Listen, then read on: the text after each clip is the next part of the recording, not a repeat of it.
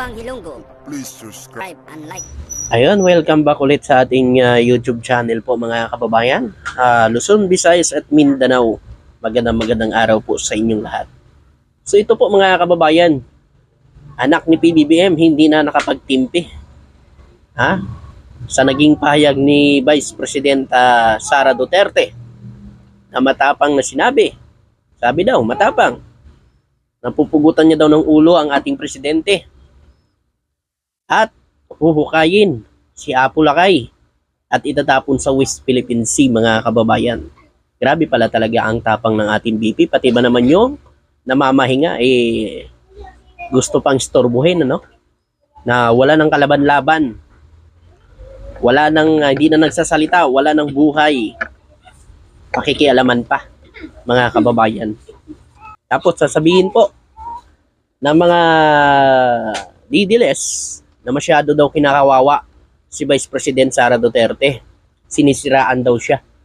Alam nyo mga kababayan, kung dyan kayo nanonood sa mga didilisyon na vlogger, ganun talaga ho ang mangyayari yung paniniwala ninyo.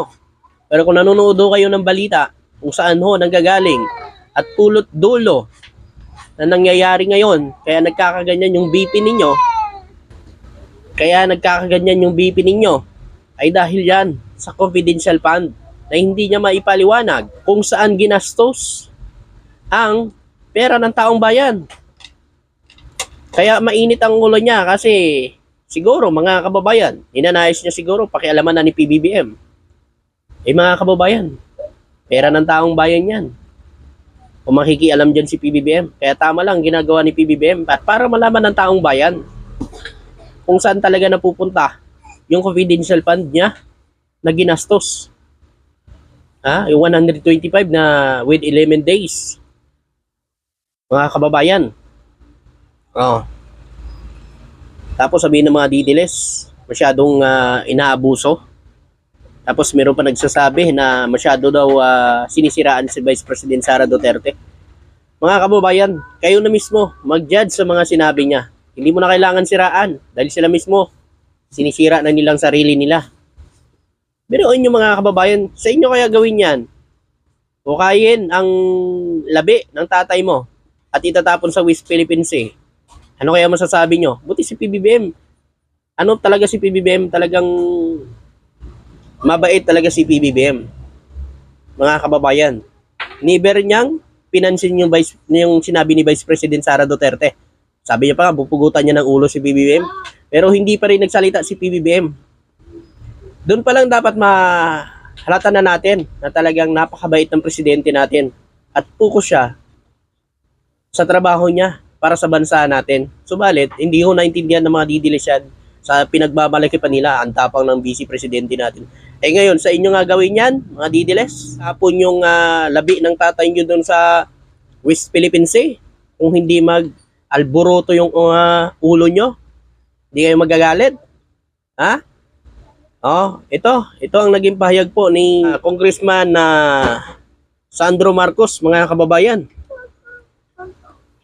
Babasahin ko lang Hindi na napigilan ni Representative Sandro Marcos, Ilocos Norte, 1st District, ang anak ni Pangulong Ferdinand Marcos Jr.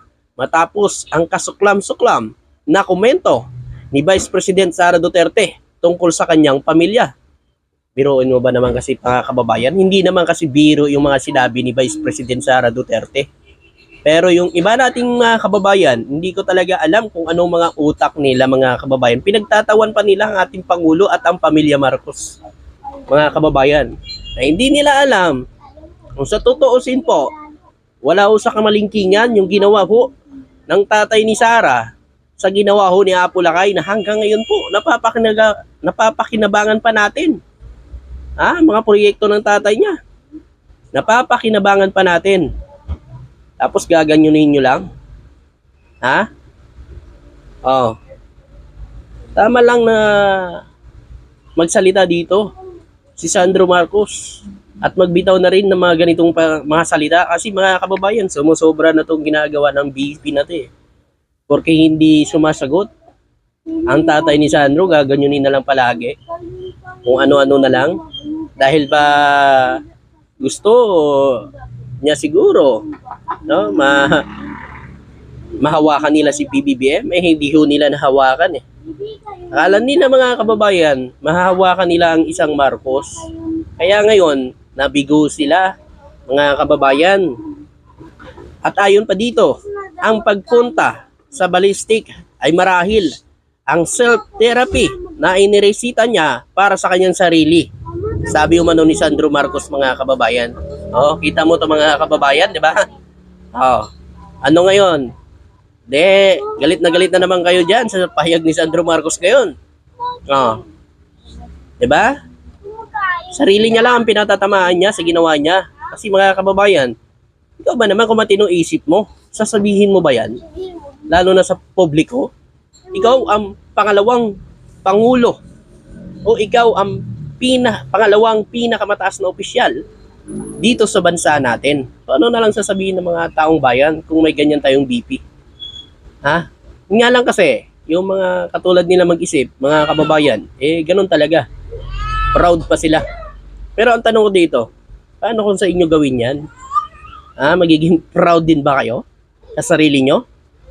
Na ganyan kayo? Hindi ko kasi biro yan eh. Nasa ano sila? Nasa gobyerno sila, mga kababayan. At siya ang pangalawang pangulo. At hindi lang yan. Kung tutusin, wala pa sa kamalingkingan yung ginawa ng tatay mo sa ginawa ni Apo Lakay.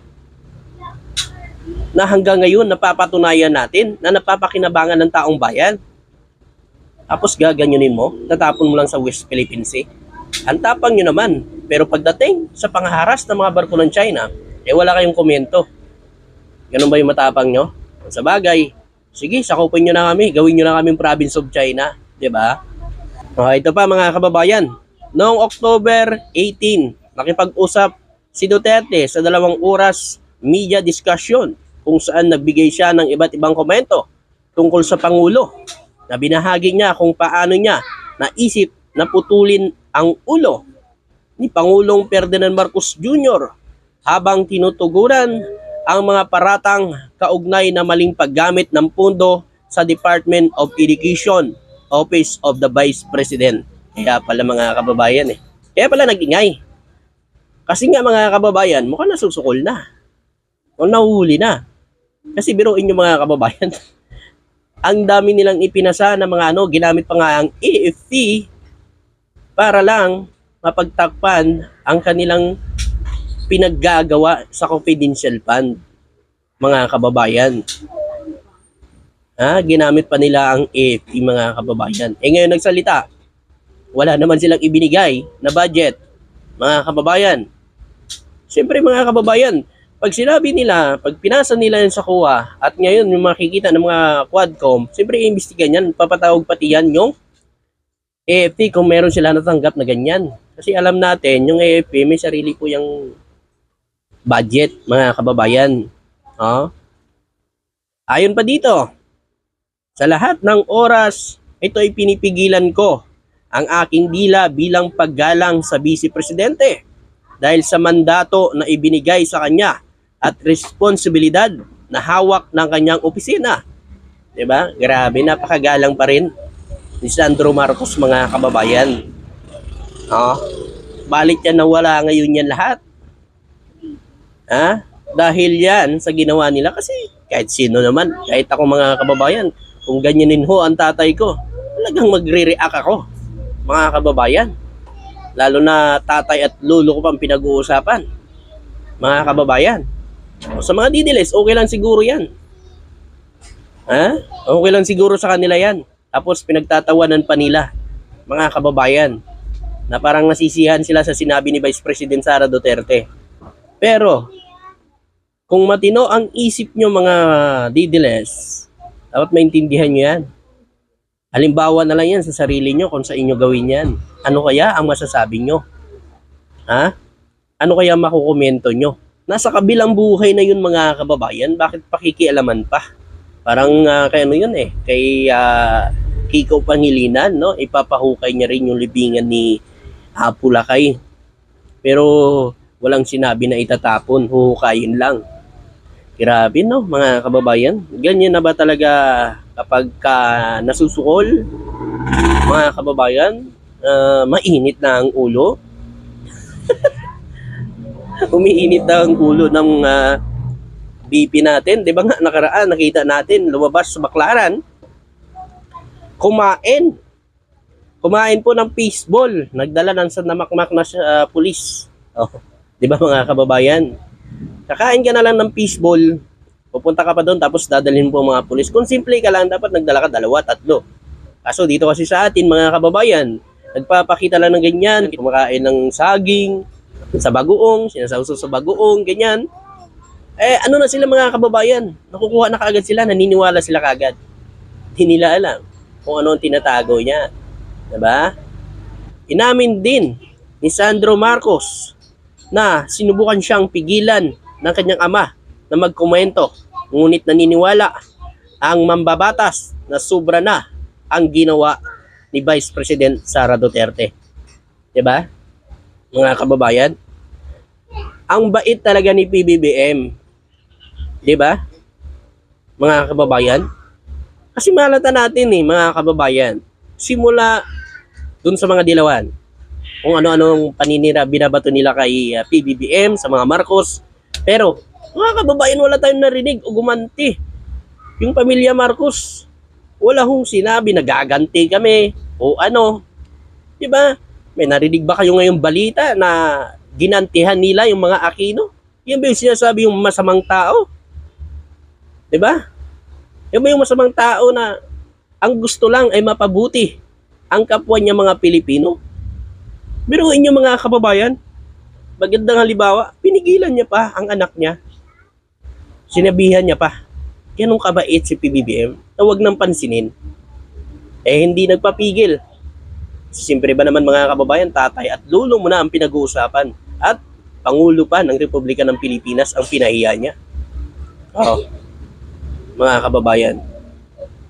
Diba? Kaya tama lang na sinagot siya ni Sandro Marcos mga kababayan. Dahil nasa gobyerno siya eh. Di ba nga, sinabi nga rin ni Basti Duterte na dudurugin niya kapag siya ay naging DepEd secretary. Pag siya ay makabalik sila sa Malacanang, sabi nila ay dudurugin nila na parang Marawi ang ang Ilocos Norte. Pero hindi nagkomento ho dun si PBBM at sila Sandro Marcos. Hindi nila pinapansin yun. Pero ito talaga, napiko na talaga siguro mga kababayan. Kasi pamilya na usapan eh. Reputasyon eh. Diba? Mga kababayan, sa inyo kaya gawin yan.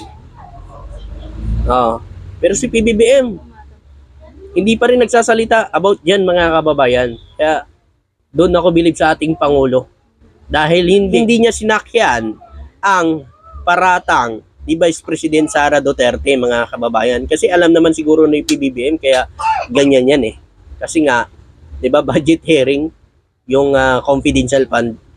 Doon na yun, doon na yung punot dulo kaya nagsalita na siya eh. 'Di ba?